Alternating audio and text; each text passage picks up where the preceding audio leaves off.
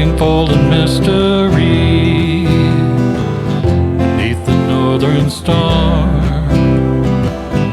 looking for the pot of gold at the rainbow's end, hoping that I find it soon beneath the gypsy moon. Hi, this is Jan Lewis. Welcome to be my guest today. We have an author from Clinton, Massachusetts. His name is Jeremy Flagg, and Jeremy has written the book Nighthawks, Children of Nostradamus, Book 1. You can zero in on this, Paul. You said this is your 5th book, Jeremy? Yes. Nighthawks. Without giving it away, generally what is the book about? So I grew up with superheroes as my first writing experience, mimicking old X-Men comics and stuff like that. So when I got older, my parents moved and I found all these old comic books that I had written, and they were very derivative of typical superheroes at the time. And so I had it stashed away, and one day I decided it was time to revisit. And the book is a much darker look at what it means to be a hero. Mm-hmm. And my tagline is righteous superheroes need not apply. Mm-hmm. The characters are in a dark future where things, similar to our own time, could have just slightly steered a different direction, and it turns into a government conspiracy, and someone discovers that they have superpowers, and they're being tracked by the government, and it's kind of a look at what does it mean to be human, even though some of my characters aren't actually human. Yeah. So it was a good revisit to those childhood superheroes, and a more adult look at what happens with the heroes. I like this. This 26-year-old painter, Conthan? Yep. Conthan Cowan takes art to a shocking frontier. His debut exhibits features his art exhibits features the transformation of his high school friend Sarah, as she went from a shy, soft-spoken girl to a child of Nostradamus, an individual gifted with extraordinary abilities, living in a society, and this is really cool, living in a society where the children of Nostradamus are captured by the government. Conthan's exhibit draws attention from officials and protesters alike. Now, this kind of went a bit awry, a little bit. So it takes a lot of my personal experience, and my background is in art. Okay. I saw yours as well. Yep. So my background is in graphic design with some fine art aspects to it. And so I thought it was only appropriate to make the main character have this background that gave him the ability to see a broader point of view and look at the world through artist's eyes. And when he does this exhibit for featuring drawings and paintings of his high school friend, as her body physically actually transforms from a typical teenage girl to someone with bone growths throughout her whole body, and what it was like for her being ostracized. And he uses her as his muse, and when the art exhibit goes up, the government is taking notice of his special attention towards this, and at the same time there's a group of children of Notre Dame who have figured out that he has some sort of connection to them, and he becomes the pivoting character that the story revolves around for the first book. And it was kind of fun because this whole idea of the Notre Dame effect in the book, Stan Lee once said in Marvel Comics, I couldn't make everyone be bitten by a radioactive spider, so I had to find a way to make more heroes. And so he developed mutants, and just they're born with this. And so in my book, Notre Dame, people believe once upon a time he was a psychic and could tell the future. And in 2012, supposedly the world was going to end. Mm-hmm. Well, what happened was the world didn't end. These people started to show up and mutate. Yeah. And there's no real explanation as to why, and I kind of leave that out of the book because I don't think the science is needed. But a lot of people exhibit powers that can be related back to animals, like electric charges and able to change their densities. Very scientifically explainable answers, and I do go into some of it to explain it because I think that helps the reader buy a little bit more into it. And at the same time, when you were a kid, you could just accept that someone had claws come out of their hands. But as an adult, you want a little bit more information as to how. It's like I would liken it almost to sci-fi, fantasy.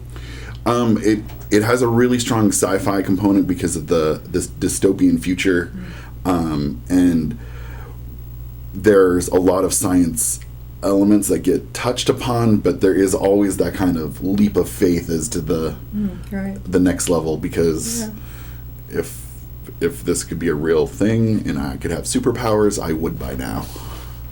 Yeah, now I know it begins. I love it. It begins with, it's very simply, I love it when it's a simply written book where it doesn't get you so mixed up with so many people you put it down and you snooze. This one starts off very simply about the letters, right? And where did you get that idea? So,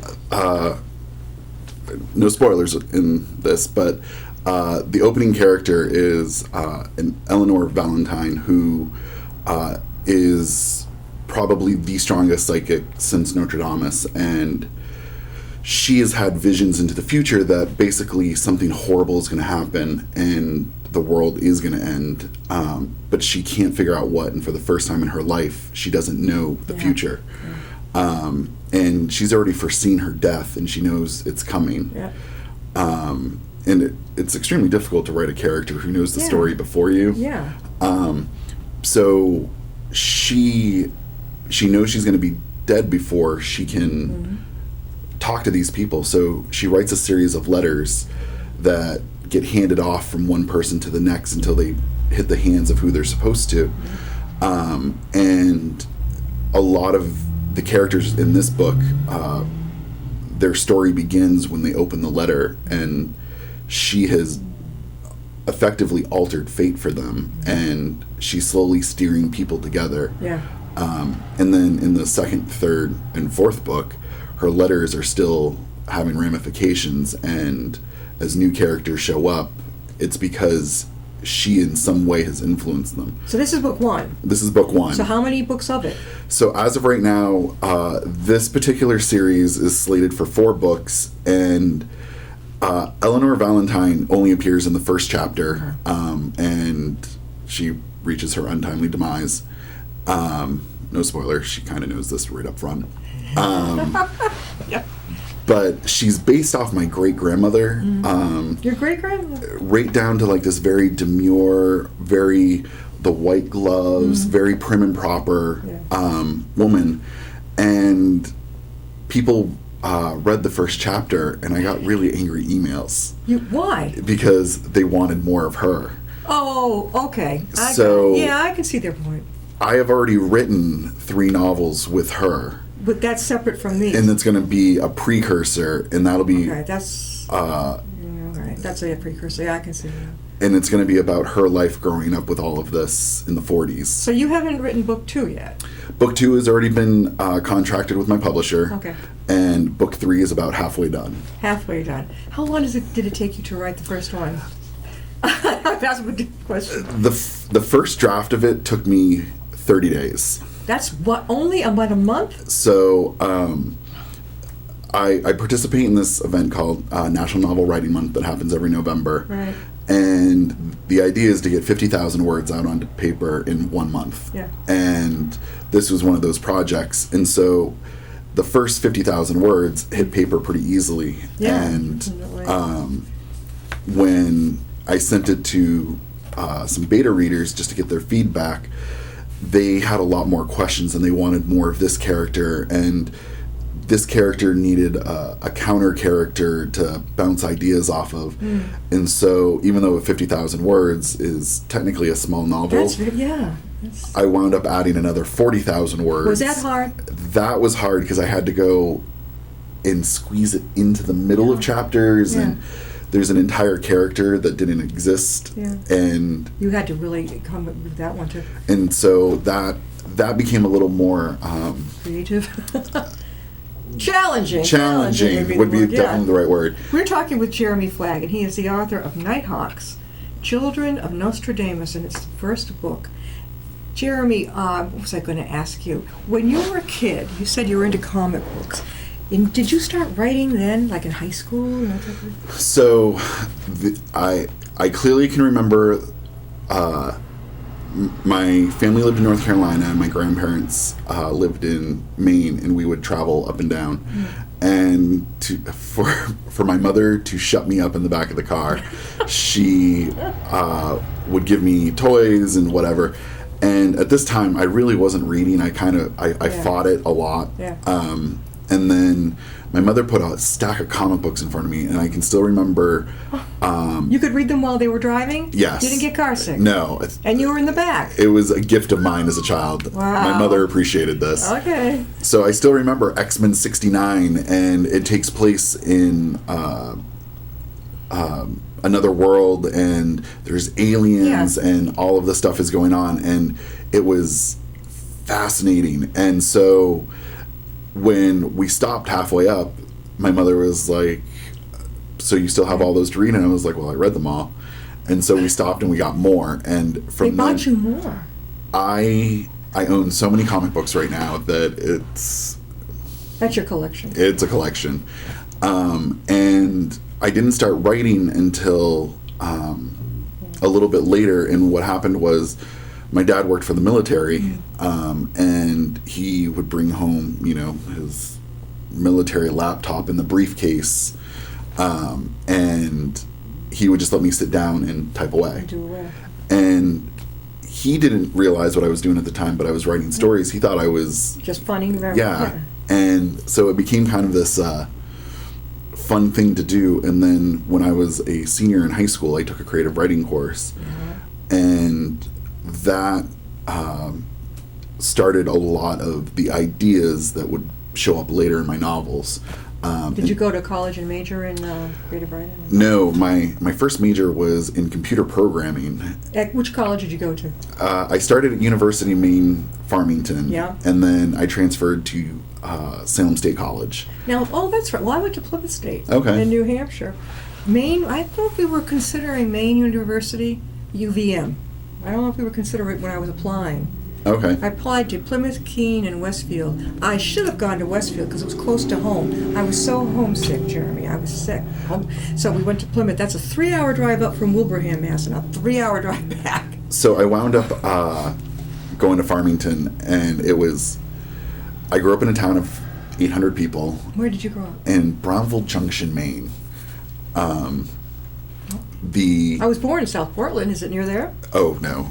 If in the great state of Maine, Yeah. Portland's here, I'm there. You're way up there. I'm just south of the county. And when I went to Farmington, it was way too much like home. It was small. It was tiny.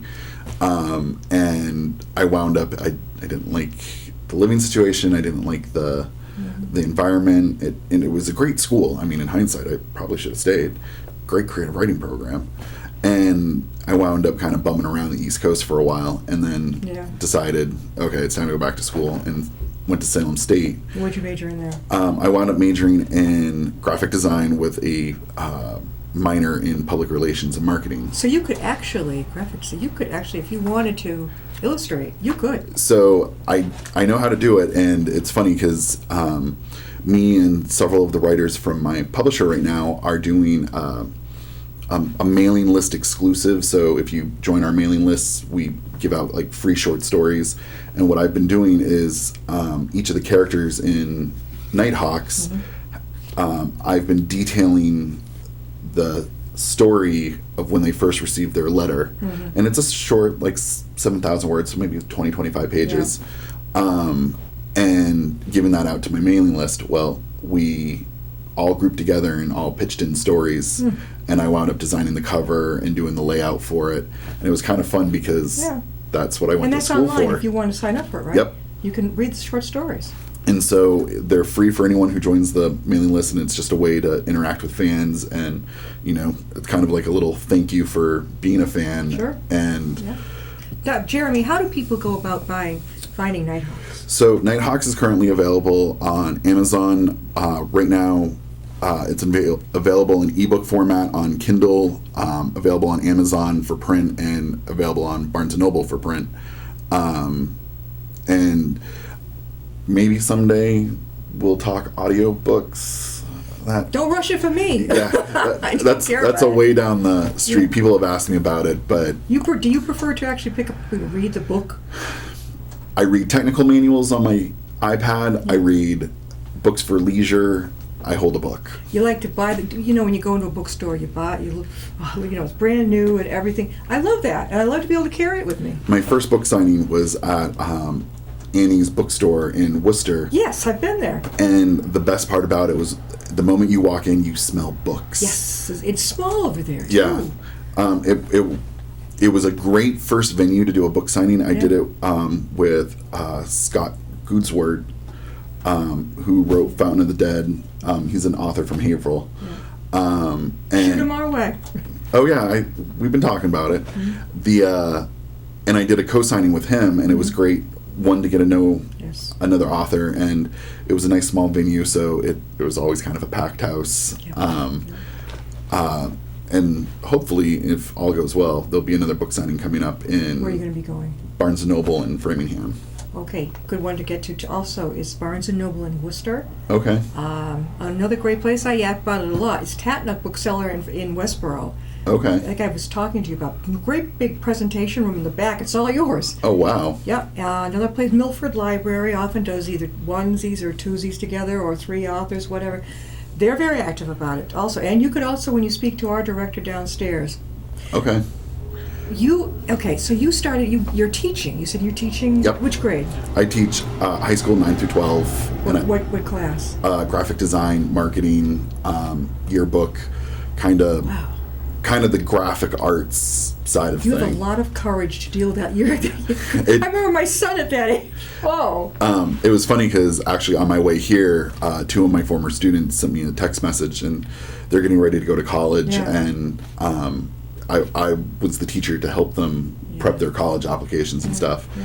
And so we're about to go to college. Can we get a whole bunch of us together and we'll have lunch? And that's a good sign. They liked you. So, and I'm happy because they all got into the top choice colleges. Mm-hmm. And I told them, I was like, I'll get back to you shortly. I'm going to be on TV. And it's great because they know what I do, and my students like to stalk me frequently and look up what I'm doing. And that just dawned on me. What a cool book premise that would be. So my other book series is it's called Suburban Zombie High. Suburban Zombie High. And is it anything like The Walking Dead? It is The Walking Dead with humor. Oh, how cool. It's less serious. So there's always those days as a teacher where you just want to bang your head against your desk, and you can't yell, so you just sit there in silence and wish it would just end. Mm-hmm. And one of those days happened to be at the beginning of National Novel Writing Month, and I decided I can get my vengeance by making them all zombies. And so the book takes place in a high school that I worked in at the time, and the students wound up getting turned into zombies, and it's about, the goth girl, the athlete, these stereotypes that we all know really well, and what are their interactions like as the apocalypse is happening. Now, did the kids read this book after? Yes. What did they think? They loved it, and the shining moment for this was when one of my students told me that she talked to her teacher for her summer reading list and had the summer reading book swapped out for my book. Are you serious? And she wrote a report about it, and it was Teachers don't usually do that. No. It was flattering and shocking all at the same moment to know that someone wrote an analytical essay about my book. That's good stuff. And so the second book happens when I was going for my master's, and I was in between teaching jobs, and so I would spend all my time in Starbucks, and so Starbucks, I love Starbucks. I was sitting at the Salmon Pond Mall, and so the book takes place in the Salmon Pond Mall. Oh, I've been there not quite yet. And zombie apocalypse happens there, and now What, do the customers become zombies? Yep. Oh, cool. During a Macy's sale, and Macy's is going down the tubes right now. yeah, it not going well. No. And then I'm half done with the third book, and that's the final book of the series, and that'll wrap it up. And that's meant. I don't want to say it's a young adult book because it's definitely an all ages book, but people seem to read it and they're like, "Oh, there's some racy writing in there." Well, a lot of the language that gets used is actually straight from my teaching job and From the students? From the students. Yeah. So Yeah. it can get a little. I wouldn't go younger than high school for it, but it is kind of meant as a poke fun at the zombie genre. Do you remember when Captain Underpants came out? Oh yes. Okay, my son was, like a lot of little kids, were into that big time. Do you know some parents protested that? So I can't remember the book. I went to the a conference a couple years ago where Joe Knowles spoke, and in one of her young adult books, I think it's meant specifically for middle grades, the best friend of a side character, or no, the sibling of a side character, was a gay male. And she said, I was appalled when I found out that several states put her on the banned book list. Really? She goes, but funny story, those are the states that I have the highest sales. There she, yeah. And so she goes, you've made it when you're on someone's banned book list. So not that I'm trying to get on a banned book list, but it's always stuck in my head that you're going to have people who love you, you're going to have people who hate you. Sure. Kind of stay true to what you want to be writing. And I do take my fans into consideration. Like I'll hear like, oh, I really like this person. Okay, well, I'll give them some more screen time. Or I just had one of my beta readers made a suggestion for the end of the sequel and said, wouldn't it be cool if something like this could happen later on? And I thought, you just solved a problem for me, and you just made my villain more devious. There you go. So definitely, you stay true to yourself, but at the same time, always open for input. We're talking with Jeremy Flagg. He is the author of Nighthawks, Children of Nostradamus, Book 1. And there are going to be 4 of these, right? Yes. Okay, so the second is just about out now. Right? It'll be out in February. We're going to get you back on for that, right? Okay. And then the third, have you started working on the third? Yes, I actually, on my way here, I had a half hour to kill, so I stopped at Starbucks, of course. Where'd Starbucks you go? Up in Hopkinton? I went to the one in Marlboro off Route 20. By the way, when you come again, right there in the big Price Choppers Plaza up on the left, Yep. there's a Starbucks in there. Okay. Right in the grocery store. Well, I just happened to stop there, and what do you know? There are 3 other writers sitting at my table. Oh my God! Did you know them? Oh yeah, I've gotten to know like so many people talking about writing. In Marlboro. Yeah, it used to be kind of I like to write, and now. If I could have a T-shirt that goes "I'm a writer" on it, it would just save time. One of the gentlemen is working on a college academic text about the history of education on an international level, and someone else is a young adult author.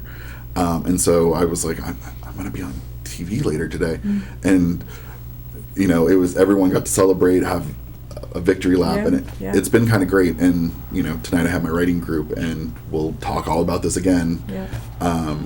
But it's been great getting to know so many authors, because once upon a time I thought,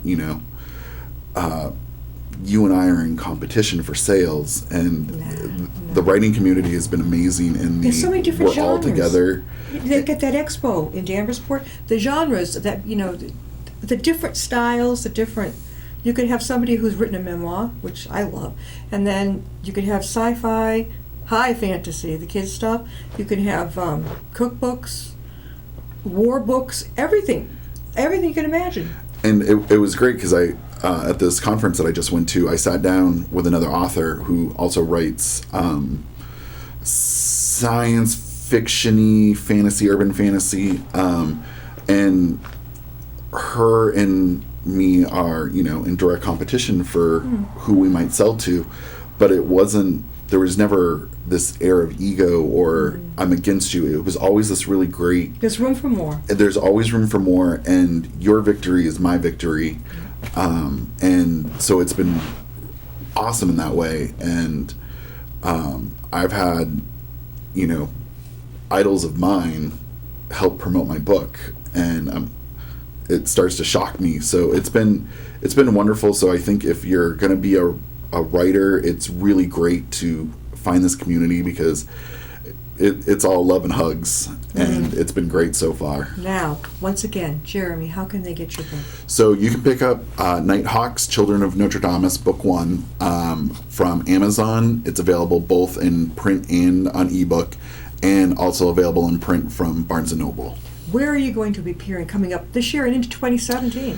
So my goal for my writing schedule has been Boston Comic-Con is my end game. I want to have a table and sit next to people I grew up loving and try and not geek out on them. But to do that, I want to have 3 books out. So that's what's really pushing the schedule. When's that going to be now? It'll be of August of 2017. Okay, so you will have had the second and third one out by then, right? Yes. Maybe not the 4th, but You'll we be can on always your way. hope. Yeah, we'll be on the way. Whetted the appetites an awful lot. Oh, yeah. Now, you're working now in the while you're writing. When are you finding time to write? It actually winds up being a lot of... I keep saying that I'll write in the evening, and it never really happens. So when I come home from work, on the way I'll stop at a library or at Starbucks and sit down for an hour, and it's just part of the job of writing. Do you find, when I go in as a customer to Starbucks, and all these people on there, their gizmos there, it's hardly any room to sit. Well, that's the reason I go to the Starbucks I go to, is there's always this just big empty table, and it's always me and a graphic artist sitting across one another. So you know each other. So we kind of know what the other does, yeah. And you put on your headphones and you go into your own headspace, and you kind of just do your thing for an hour. That's it. And guzzle that Starbucks. Oh, have you ever had the bottled, it comes in a 4-pack, the bottled Starbucks, the cold? Oh, yeah. Oh, that is just an addiction. Oh, boy, that was a good one. My venti mocha skim milk no whip is my stand. Oh, yeah. All the time. So good. Jeremy, thank you so much for being with us. Well, thank you for having me. Make sure you let me know about the next coming up. Oh, absolutely. Okay. This is book 1. Book 2 is already on its way, right? We're going to get that. I'll get you on for the next ones too. Keep going with this thing. Absolutely. Thank you. Well, thank you very much for having me. You're welcome. We'll see you next time.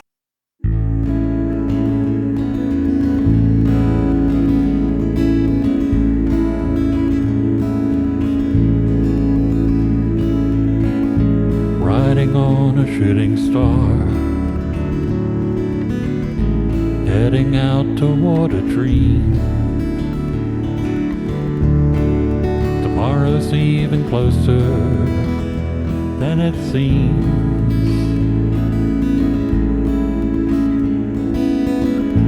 Moving through the cloudless sky,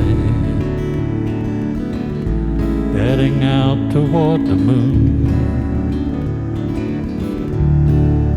I am dancing to the lunar tune.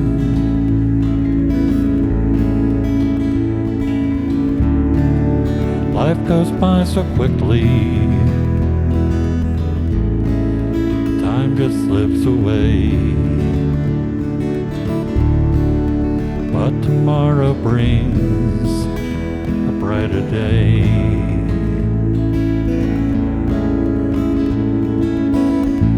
Soaring out among the planets.